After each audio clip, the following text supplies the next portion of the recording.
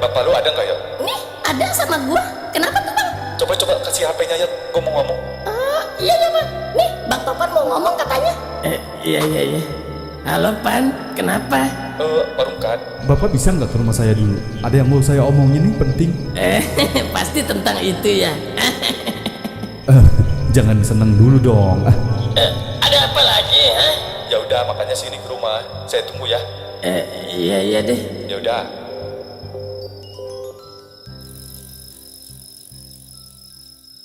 Ada apa, Pan? Jadi gini Pak Rungkat, tapi Pak Rungkat jangan marah dulu ya. Iya. Emang gue pernah marah-marah. Ada apa emang?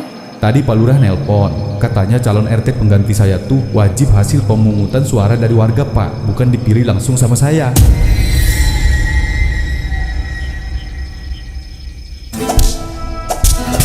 Setelah melewati rapat kecil yang penuh pertimbangan dan pembicaraan dari hati ke hati, keputusan besar yang awalnya sudah hampir bulat harus berubah arah. Meski sebelumnya sempat disepakati bahwa Pak Rungkat akan menjadi ketua RT baru, menggantikan Bang Topan, suara warga mulai berubah ketika banyak yang menyuarakan sosok muda yang dianggap lebih visioner. Pak Rungkat, yang memang senior dan dihormati, justru menunjukkan kebesaran hatinya dengan tidak memaksakan kehendak. Kalau warga percaya, bisa bawa perubahan. Saya mendukung sepenuh hati, ucapnya tenang dalam rapat warga. Pagi harinya Bang Topan, Pak Rungkat, dan berjalan bersama ke kantor desa. Tak banyak kata, hanya senyum pengertian dan saling tepuk bahu. Di dalam tas Bang Topan, tetap ada berkas pengunduran diri resmi. Tetapi, kali ini ditujukan untuk mendukung generasi muda.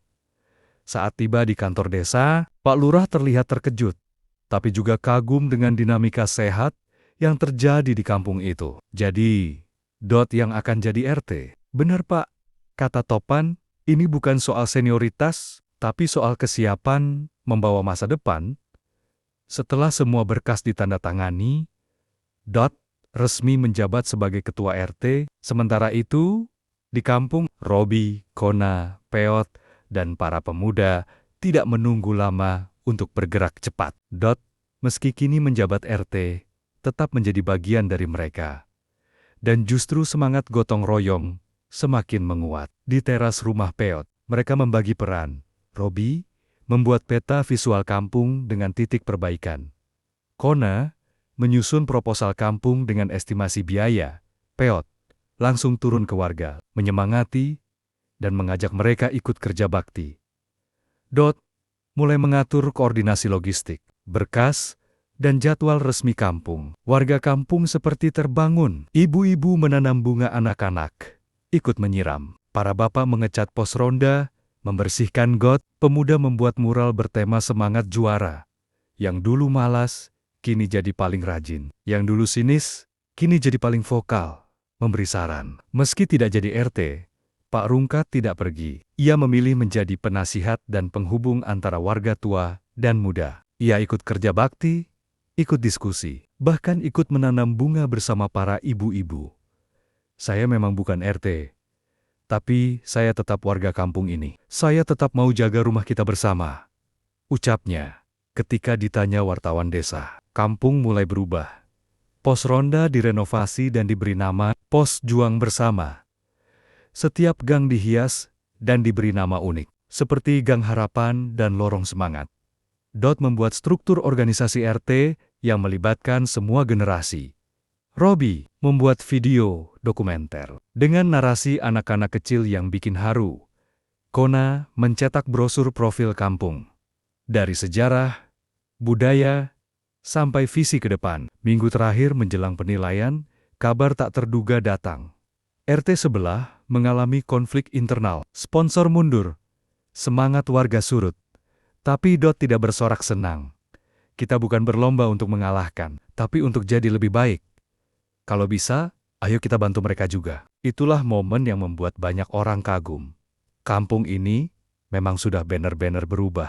Semua warga berkumpul di balai kecil. Lampu hias menyala, suara anak-anak menyanyikan lagu kampung terdengar. Teh hangat dan rebusan ubi tersaji.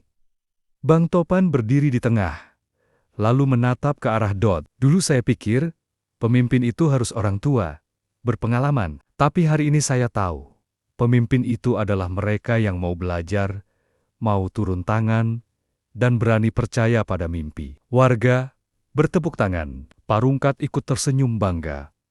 Perlombaan RT terhebat tinggal hitungan hari. Tapi bagi mereka, kampung ini sudah menang.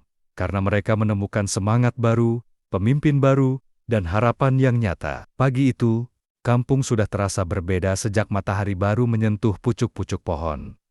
Setiap sudut tampak hidup. Gang Harapan dipenuhi aroma bunga sedap malam. Lorong semangat dihiasi payung warna-warni yang tergantung rapi di atas kepala. Bahkan dinding pos ronda pos juang bersama kini dipenuhi mural perjuangan kampung. Wajah para warga, dari anak kecil sampai Pak Rungkat, diabadikan dalam warna-warna cerah. Dot berdiri di depan rumahnya, mengenakan kemeja putih sederhana, celana panjang hitam, dan selempang kecil bertuliskan Ketua RT. Tapi wajahnya tetap seperti biasa. Sedikit canggung tapi penuh semangat. Bang Topan menepuk pundaknya. Santai aja. Juri itu manusia juga. Yang penting, jujur sama niat kita. Robi sudah bersiap dengan kameranya. Hari itu bukan hanya penilaian lomba, tapi juga momen dokumentasi terakhir. Ia bahkan membawa anak-anak kecil untuk menjadi pemandu kampung, agar juri bisa melihat langsung betapa aktifnya generasi penerus mereka. Kona menyerahkan satu map tebal ke tangan. Dot. Ini laporan lengkap.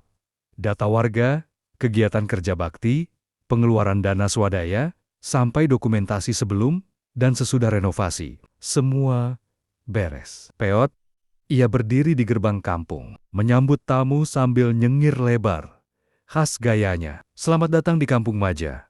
Kampung paling rame, paling solid, dan paling ngangenin. Teriaknya sambil mengangkat bendera kecil. 3 orang juri masuk perlahan. Mereka terkesima sejak awal. Salah satu dari mereka bahkan berkata, "Kami sudah keliling 7 kampung, tapi belum ada yang suasananya seperti ini." Anak-anak menyanyikan lagu sambutan. Ibu-ibu menyiapkan pameran hasil kebun rumah tangga, dari sayur hidroponik, sampai kerajinan tangan dari sampah daur ulang. Para bapak menunjukkan sistem gotong royong jadwal ronda dan pengecekan lingkungan. Pak Rungkat menjadi pemandu utama di panggung kecil, memperkenalkan semua pihak, lalu menutup dengan kata yang menggugah, yang membuat kampung ini hebat. Bukan karena bangunannya, tapi karena semangat di dalamnya. Dan saya percaya, selama semangat ini terus dijaga, kampung ini akan tetap menang, meski lomba sudah usai. Para juri mencatat dengan kepala mengangguk. Salah satu juri bahkan terlihat menyeka matanya saat Robi memutar video dokumenter berdurasi 7 menit, berisi narasi anak-anak tentang kampung impian mereka, dengan suara polos dan haru.